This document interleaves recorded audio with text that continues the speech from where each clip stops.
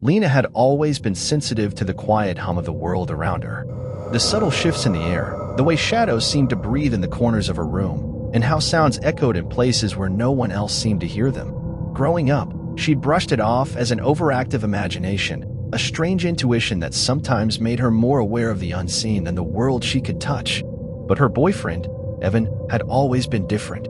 He believed, and his stories were unsettling. His childhood home, an old Victorian house perched at the edge of a sleepy town, was a place that seemed steeped in history or perhaps something more sinister.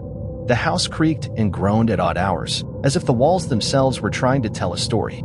It wasn't just the house, it was Evan. He'd always been sensitive, plagued by night terrors that left him screaming into the silence of the night. Lena had dismissed it at first, nightmares, bad dreams, nothing more. But as the stories he told her grew darker, as the feeling of dread around him deepened, she began to question her skepticism. She'd never believed in the supernatural, at least not in the way Evan seemed to. He told her once, in a whisper so soft it was almost a secret, that he had seen the devil. Not in the way of folklore or movies, but in a way that made the hairs on the back of his neck stand up, a presence so palpable that it had felt like it was breathing right next to him. She'd laughed it off, as one does with things they don't fully understand, but a seed had been planted. A seed that would sprout on a night when Lena thought she had everything under control. It was late when the unease began to settle in.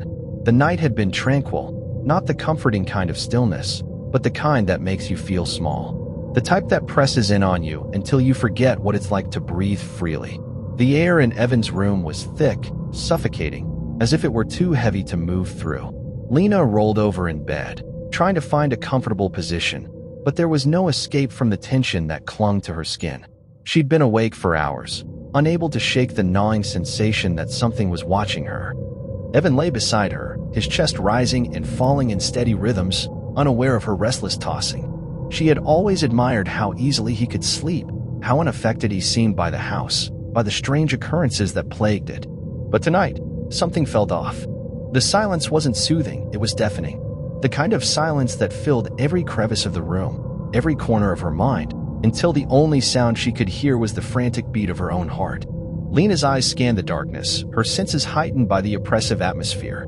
The moonlight filtered weakly through the curtains, casting long, spindly shadows across the room. It was as if the night itself had reached out with fingers made of darkness to wrap around her throat.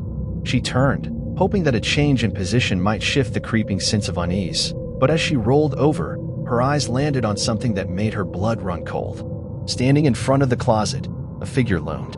At first, it was just a shadow, a tall, imposing silhouette that seemed to stretch unnaturally toward the ceiling. But as her vision cleared, Lena saw more. The figure was a man. Or at least, he resembled one, but there was something fundamentally wrong about him. He stood utterly still, his arms spread wide as if to embrace the darkness. His face was inhuman, a grotesque, gargoyle-like visage that seemed to mock everything she held dear. His eyes were wide, fixed on her with an intensity that sent a shiver down her spine. She blinked rapidly, trying to convince herself that it was a trick of the light, a lingering image from a nightmare yet to release its grip on her mind. But when she opened her eyes again, he was still there, standing as solid as the walls around him. His grin, wide and mocking, seemed to stretch further with each heartbeat. Lena felt her breath catch in her throat, and for the first time, genuine fear gripped her heart. She wanted to scream, to wake Evan, but her voice betrayed her, frozen in place like the rest of her body. He didn't move. He didn't say a word. He smiled at her, a smile that wasn't friendly or welcoming, but one that seemed to hold a promise. A promise that Lena couldn't decipher, but one that filled her with a deep, primal dread. Her body was shaking now, but she couldn't tear her eyes away from him. There was something about him, something so wrong, that made her feel like she wasn't even in her own body anymore. It was as if the room had become a prison, the walls pressing in closer with every passing second. The figure's presence filled the room, overwhelming her, consuming her. Without thinking, she pulled the covers over her head, hoping that the fabric would shield her from whatever nightmare was unfolding before her eyes. But even beneath the thick blankets, she could still feel him. She could still sense the weight of his gaze, cold and unyielding. Eventually, exhaustion, fear, and the crushing weight of the atmosphere combined, and she drifted into an uneasy sleep. But the image of the man, The devil burned into her mind, lingering in the dark recesses of her thoughts. The next morning, Lena tried to laugh it off. It was just a nightmare, right? She wasn't even sure why she was so shaken. But when she told Evan about what had happened, his face drained of color. He stared at her, his expression unreadable, until his eyes met hers with a depth of understanding that left her breathless. "That was him," he said, his voice barely above a whisper. "The devil." Her stomach churned, and she felt the weight of his words pressed down on her chest. There had been no malicious intent from the figure, no violent threat, no sudden movement. He had just stood there, watching. And that, Evan explained, was the true horror. The devil didn't need to act. He didn't need to do anything to instill terror. His very presence was enough. Lena couldn't breathe. She wanted to laugh it off, to tell Evan that he was imagining things, that it was just her mind playing tricks on her.